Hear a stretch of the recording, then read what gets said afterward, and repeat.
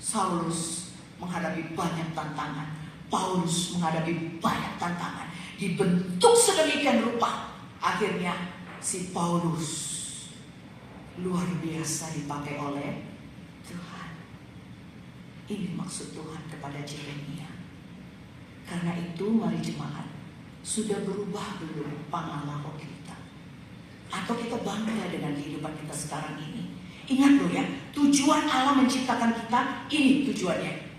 Hanya ini, gak ada yang lain.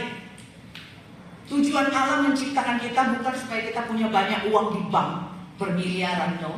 Supaya kita punya emas perak, no. Supaya kita punya rumah lebih dari satu, no. Tujuan Allah menciptakan kita adalah untuk kemuliaan nama Tuhan. Supaya ini tercapai, kita yang sudah menerima Yesus sebagai Tuhan dan Juru Selamat, ingat, kita ada di dalam tangan Tuhan. Kalaupun terjadi yang buruk dalam kita, fokus kepada Tuhan dan buat itu momen kita bertobat. Apa yang hidup kita ini belum bertobat?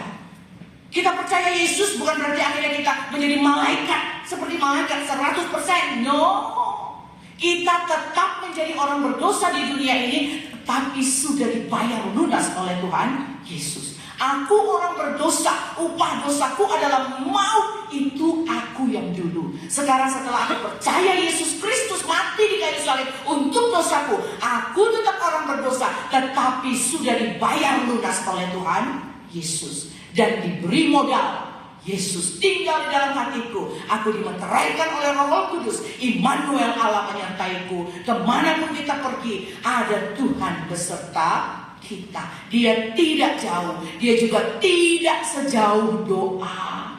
Dia right there in your heart.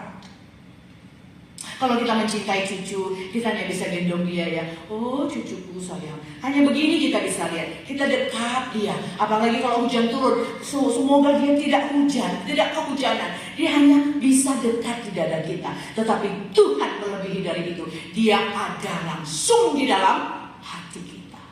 Wow, this is amazing. Tapi ketika Tuhan membentuk kita, katakan thank you Jesus. Jangan bersungut-sungut. Jangan katakan kenapa ini terjadi dalam hidupku.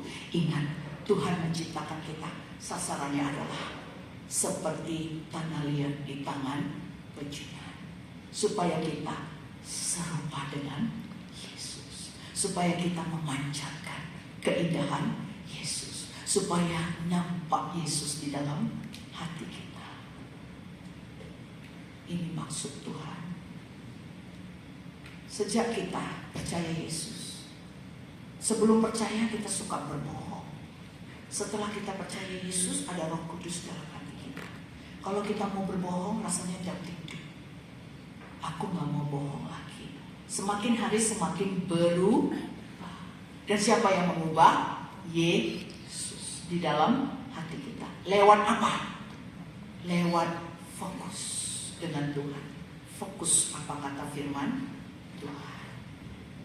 Kita yang sudah kenal Yesus, kok gak kaya-kaya aku? Padahal kerja beratnya aku, lemburnya aku, kok gak kaya-kaya? Firman Tuhan bilang apa?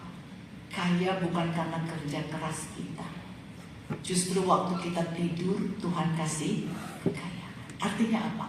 Don't depend on how hebat you are, tapi bersandarlah betapa hebatnya Yesus di hati kita ini. Dia akan memberikan kemuliaan.